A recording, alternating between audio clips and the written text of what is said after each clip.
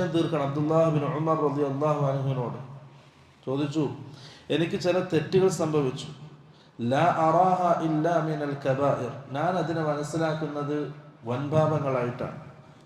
ഫദകർതു ദാലിക ലിബ്നു ഉമർ, അത് ഞാൻ അബ്ദുല്ലാഹ് ബിൻ ഉമർ റളിയല്ലാഹു അൻഹുവിനോട് പറഞ്ഞു. ഖാല മാ ഹിയ, അപ്പോൾ ഉമർ ചോദിച്ചു, ആ തെറ്റുകൾ എന്തൊക്കെയാണ്? ഖുൽതു കദ വകദ, ഞാൻ പറഞ്ഞു ഇന്നിന്ന തെറ്റുകളാണ്.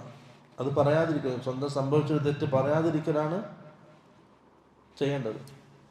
മുജാഹറത്ത് സല്ലല്ലാഹു അലൈഹി വസല്ലം പറഞ്ഞല്ലേ, അല്ലാഹു സുബ്ഹാനഹു വ തആല എല്ലാ പാപികൾക്കും മാപ്പാക്കി കൊടുക്കും, ഇല്ലൽ മുജാഹിരീൻ, തെറ്റുകൾ വിളിച്ചു പറയുന്ന ആൾക്കാർ. അപ്പം സഹാബാക്കൾ ചോദിച്ചു, മുജാഹിർ എന്ന് പറഞ്ഞാൽ എന്താണ്?